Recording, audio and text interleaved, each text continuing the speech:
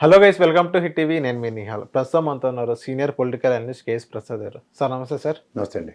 Sir, ఇప్పుడు మనం supreme court అనేది ఒక పవన్ కళ్యాణ్ గారికి గట్టిగా దెబ్బే తగిలిందని చెప్పుకోవచ్చు. ఎందుకంటే 2022లో అనుకుంటా పవన్ కళ్యాణ్ గారు ఏదైతే అప్పుడు గవర్నమెంట్ ఉన్న జగన్మోహన్ రెడ్డి గారు ఏదైతే గుంటూరు జిల్లాలో ఇప్పడం అనే గ్రామంలో ఏదైతే రోడ్డు విస్తీర్ణ చేస్తున్నాగా పహారీ గోడ అనేది అక్కడ కొన్ని ఉంటే అది తొలగించడం జరిగింది. అది కూడా వాళ్ళు నోటీసులు ఇచ్చి తొలగించడం జరిగింది. సో అప్పుడు పవన్ కళ్యాణ్ గారు అక్కడికి వచ్చి నోటీసులు ఇవ్వకుండా ఎలా పగలగొడతారు? ఈవెన్ జనసేన కార్యకర్తలని ఇది చేస్తున్నారని పోర్ట్రేట్ చేశారు. పవన్ కళ్యాణ్ గారు అప్పుడు పాదయాత్ర చేయడం, దెబ్బ నాకు తగలాలని ఎంత కొడతారో కొట్టించుకుంటాం, మనం కూడా కొట్టించుకుందాం అని ఆ వీడియోస్ విజువల్స్ కూడా చూస్తున్నాం. సో అదే 14 మందికి సుప్రీంకోర్టుని ఆశ్రయించి ఏదైతే మాకు చెప్పకుండా ఇది గోడలు పగలగొట్టారని సుప్రీంకోర్టు ఆశ్రయించడం జరిగింది. ఇప్పుడు సుప్రీంకోర్టు ముట్టుకలేసిందని చెప్పొచ్చు. అదే 14 మందికి 25,000 ప్రతి ఒక్కరికి 25,000 చెప్పిన ఫైన్ అంటూ విధించడం జరిగింది. ఇంకోటి ఏంటంటే ఆ కేసు అనేది కొట్టేయడం జరిగింది. సో దీన్ని బట్టి చూస్తుంటే పవన్ కళ్యాణ్ గారు అక్కడ ఏమీ లేకపోయినా కానీ ఏదో ఉందని సృష్టించి ప్రజల్ని ఓన్ చేసుకోవాలని ట్రై చేస్తున్నారని కొంతమంది అంటున్నారు. ఆ సుప్రీంకోర్టు జడ్జిమెంట్ విన్న తర్వాత మీకు ఏమనిపించింది సార్? మీకు ఫస్ట్ ఆఫ్ ఆల్ దానికి వెనక్కి వెళ్ళి ముందుకెళ్తే దాని గురించి క్లియర్గా తెలుస్తుంది. ఇప్పుడు ఎన్డీఏ కూటమిలో పొత్తు, ఎన్డీఏలో పార్ట్ అండ్ పార్సల్స్ కింద నటిస్తున్న పవన్ కళ్యాణ్ గారు అప్పుడు ఇండిపెండెంట్ ఎంటిటీతో ఇప్పటం సభ పెట్టారు. ఇప్పటం సభ ఏంటి? ఆవిర్భావ సభ, పార్టీ ఆవిర్భావ సభ. ఆ పార్టీ ఆవిర్భావ సభలో ఆయన ఆ రోజు ఆ గ్రామస్తులు ల్యాండ్ ఇచ్చేసినందుకు ఒక 50 లక్షలు చెక్ ఇచ్చారు. ఓకే, ఆ 50 లక్షల చెక్ అది ఇప్పటంకి ఇచ్చారా, లేకపోతే మండలంకి ఇచ్చారా, పంచాయతీకి ఇచ్చారా? ఎందుకంటే తాడేపల్లి ఇప్పుడు మున్సిపాలిటీ అయిపోయింది, ఇది మంగళగిరి మున్సిపాలిటీ అయింది. ఆ అంబిగ్యూటీలో వాళ్ళకి ఆ ఎయిర్ క్లియర్ అవ్వలేదు ఇప్పటికి కూడా. ఆ చెక్ సంగతి ఏమైందో అడిగి తెలియదు ఇప్పటికి. రెండోది, అక్కడ జరుగుతున్న పరిణామాల్లో ఆయన నెక్స్ట్ చేసిన మూమెంట్ ఏంటంటే ఇప్పటం సభ అక్కడ నిర్వర్తించినందుకు ప్రభుత్వం కక్ష కట్టేసి ఆ కాంపౌండ్ వాళ్ళు రోడ్డు మీద కట్టిన మెట్లు అన్ని ఎరగొట్టేసిందని ఒక మూమెంటం ఫ్లేరప్ చేశారు. చేసి ఆ రోజు జీపీకి వెళ్ళారు, జ్ఞాపకం ఉంది కదా. అక్కడ ఒక అధికారి, పోలీస్ అధికారి ఆయన నియంత్రిస్తారు. సార్ 5 నిమిషాలు ప్రశాంతంగా వినండి సార్, ఏమవుతుంది అన్నది. అప్పుడు రక్తం చిందించేస్తాం, భావావేశానికి గురై పరిగెట్టారు. అప్పుడు గౌరవ హైకోర్టు కూడా ₹1,00,000 పెనాల్టీ వేసింది తప్పని. ఇప్పుడు అది సుప్రీంకోర్టులో ఛాలెంజ్ చేశారు. చేస్తే ఏమైంది? కేసే తప్పు, పక్కదారి పట్టిస్తారని చెప్పి 25,000 పెనాల్టీలు వేసింది 14 మందికి. ఇప్పుడు ఒక క్వశ్చన్ నేను చెప్తా. ఆ రోజు మీకు క్లారిటీ లేదు. పాయింట్ 1 ఏంటి? మీరు పొత్తుకు వెళ్తారా లేకుండా ఇండిపెండెంట్ కెపాసిటీతో మీరు ఆవిర్భావ సభ నిర్వర్తించుకున్నారు. తదనంతరం ఒక ప్రభుత్వం తీసుకుంటున్న నిర్ణయాలు అన్నీ తప్పని మీరు ఎస్టాబ్లిష్ చేస్తూ గత ప్రభుత్వం మీద అధికారమే పరమావధిగా పనిచేశారు. కానీ ఆ రోజు మీకు తెలుసో తెలీదు, మీ ఇంట్లో ఉన్న వస్తువులు మీరు ఎలా పరిరక్షించుకుంటారో అలాగే కామన్ రోడ్లు లేకపోతే కామన్గా ఉన్నాయి ఏవైతే ఉన్నాయో వాటిని ప్రొటెక్ట్ చేయడానికే ప్రజాస్వామ్యంలో ప్రజాప్రభుత్వాలు నెలకొల్పబడతాయి. మీకు ఇప్పటంలో వాళ్ళు ల్యాండ్ ఇచ్చారు కాబట్టి వాళ్ళు రోడ్ల మీద ఇల్లు కట్టుకున్నా, గోడలు కట్టుకున్నా, మళ్ళీ కట్టి చూడండి ఒకసారి. ఇదే చంద్రబాబు గారి గవర్నమెంట్ కూడా ఫుడ్ డౌన్ చేసి అవన్నీ ఎరగొడతారు. ఓకే, అంచేత ఏంటంటే అధికారం వచ్చిన తర్వాత మెలోడీ అనే కళ్ళజోడు పెట్టుకుని వైట్ డ్రెస్ వేసుకుని కాకుండా ఓ మెల్టెంట్లో ఆ రోజు వెళ్ళిన ఉదంతానికి కంపేర్ చేసుకుంటే అధికారం కోసం మీరు ఆ విధంగా ప్రొవొకేషన్స్ తీసుకురావడం ఎంతవరకు సమంజసం అన్నది అది మీ విజ్ఞతకు వదిలేయాలి. అది అక్రమంగా కూలగొడుతున్నారు అన్నప్పుడు పవన్ కళ్యాణ్ గారు అన్నారు. అదే చెప్తున్నాను సార్, ఏది అక్రమో ఏది సక్రమో తెలుసుకోకుండా నేను జనసేన పార్టీకి తెలుగుదేశంకి సపోర్ట్ చేస్తాను కాబట్టి రోడ్డు సగం కడతానంటే ఊరుకుంటారా? లేదు. మరి ఆ రోడ్డు ప్రభుత్వం కూడా రోడ్ ఎక్స్పాన్షన్కి వెళ్తుంది. ఎందుకంటే మంగళగిరి మున్సిపాలిటీ అయింది. మున్సిపాలిటీ అయినప్పుడు రోడ్ ఎక్స్పాన్షన్స్ చేస్తున్నారని చెప్పి క్లియర్గా చెప్తున్నప్పుడు ఎప్పుడో సభ పెట్టారు కాబట్టి కడుపు మడితో మా వాళ్ళని కొడుతున్నారు అన్నది ఈయన తీసుకొచ్చిన provocation. Okay, when you live in illusions ఎవరైనా మీకు ఏం చేయగలుగుతారు? అవును, అది జరిగింది.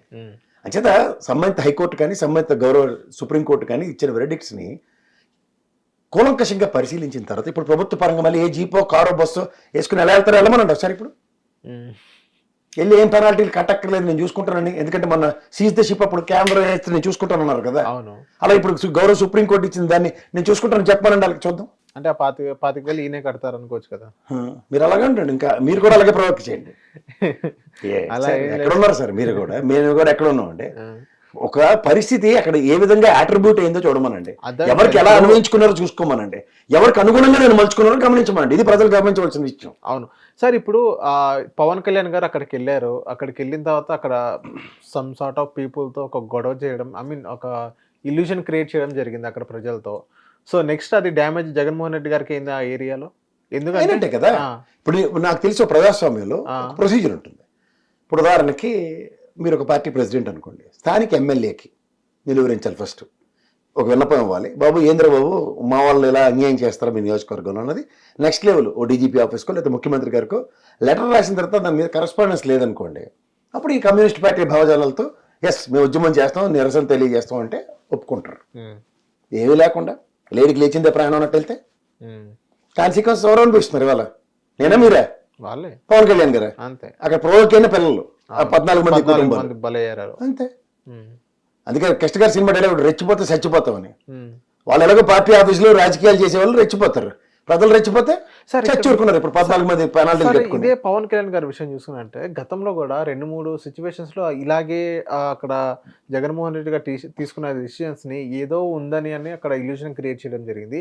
అండ్ నెక్స్ట్ మనకు 1-2 కోర్టు కూడా ముట్టుకలు వేయడం జరిగింది పవన్ కళ్యాణ్ గారికి, మీరు చేసేది తప్పు అని చెప్పి. అందులో వన్ ఆఫ్ ది పార్ట్ ఇప్పుడు ఇది ఈ 14 మంది పైన 25,000 అనే పెనాల్టీ ఇప్పటంలో. సో ఇలా చూసుకున్నట్లయితే పవన్ కళ్యాణ్ గారు అక్కడ ఏదో రాజకీయం చేయాలని సృష్టిస్తున్నారు, ఆ ఎమ్మటిని దొరికిపోతున్నారు అన్నట్టుగా ప్రొవోక్ అవుతుంది కదా ప్రజల్లో. ఆబ్వియస్లీ ఇప్పుడు సీజ్ ద షిప్ ఏమైంది? మనం ఆఫ్రికన్ దేశాలతో ఉన్న ఒప్పందాలకి ఆమె విభిన్నంగా ఇక్కడ ప్రవర్తిస్తే కుదరదు, రిలీజ్ చేయండి, central government we are not considering this అని చెప్పింది. కానీ ఇక్కడ నిన్నటిదాకా మ్యూజిక్లు కొట్టి దడక్ అని మ్యూజిక్లు కొట్టి లేచిన సోషల్ మీడియాలో అధికారంలో మీరు ఉన్నారు, అధికారంలో మీరు చేస్తున్న పనులు ఏంటి?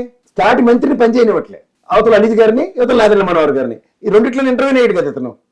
ఇక్కడ మళ్ళీ ఎప్పటం విషయంలో ఒక రాజకీయ ప్రలోభం పొందడానికి అక్కడ ఎప్పటం ప్రజలను పనంగా పెడితే ఏమైంది? హైకోర్టు ఆల్రెడీ ముట్టుకేసింది, ఇప్పుడు గౌరవ సుప్రీంకోర్టు కూడా మళ్ళీ ముట్టుకేసింది. ఏం చెప్పాలా? ఇప్పుడు సుప్రీంకోర్టు మెట్లు కడుగుతారు కింద నుంచి పై దాకాను సనాతన ధర్మం అని చెప్పాలండి. సార్ ఇది ఇంకోటి అంటే ఇప్పుడు ఇంకోటి భవన నిర్మాణ కార్మికుల కోసం మిలియన్ మార్చి ఇవాళ ఇదే వైజాగ్ స్టీల్ ప్లాంట్ ప్రజల కోసం మీకెందుకు స్టీల్ ప్లాంట్కి నేను ఉద్యమం చేస్తానన్నాడు. ఏది? ఇదే చంద్రబాబు నాయుడు గారు బీఎఫ్ఆర్కి రిఫర్ చేసినప్పుడు ఆ కార్మిక సంఘాలు తీసుకెళ్లి ప్రధానమంత్రి గారితో చర్చించారు, వాజ్పేయి గారు మానబోడు ఉన్నప్పుడు. ఇప్పుడు ఈ పని నేను ఎందుకు చేయట్లే? మిలియన్ మార్చి అన్నాడు. మిలియన్ మార్చి చేసి భవన నిర్మాణ కార్మికులకి ఇసుక దొరకట్లే, వాళ్ళకాడ దొరకట్లే, పనులు లేవన్నారు. గత ప్రభుత్వ స్టాటిస్టిక్స్ చెప్పమంటారా భవన నిర్మాణ కార్మికులకి ఎంతమందికి ఉపాధి కల్పించబడిందో?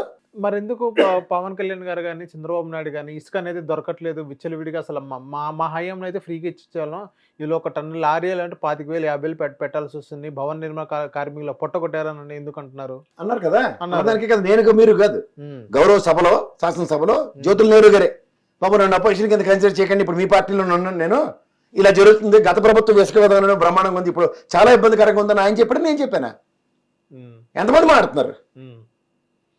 సో ఇవన్నీ ఒకటి చెప్తున్నాను, ఎలక్షన్స్ కోసం వాళ్ళు ఒక ప్రభుత్వం మీద కంటిన్యూస్గా బొంబార్డింగ్ చేసుకుంటూ బుర్రజలతోనే కూర్చుని అవుట్కమ్ ఏమీ ఇవ్వలేక వాళ్ళ నిస్సాయ స్థితిలో చేతులెత్తి మాట్లాడుతున్నారు. ఓకే, అబద్ధాల పునాదుల మీద ఏర్పడిన ప్రభుత్వాలకి మీరే చెప్పండి ఏం జరుగుతుందో. హిట్ టీవీ యాప్ ని డౌన్లోడ్ చేసుకోండి, ఇందులో short news, live news, entertainment movies అన్ని అవైలబుల్ గా ఉన్నాయి. Please download Hit TV app. Hit TV app hit TV యాప్ని ఫ్రీగా డౌన్లోడ్ చేసుకోండి.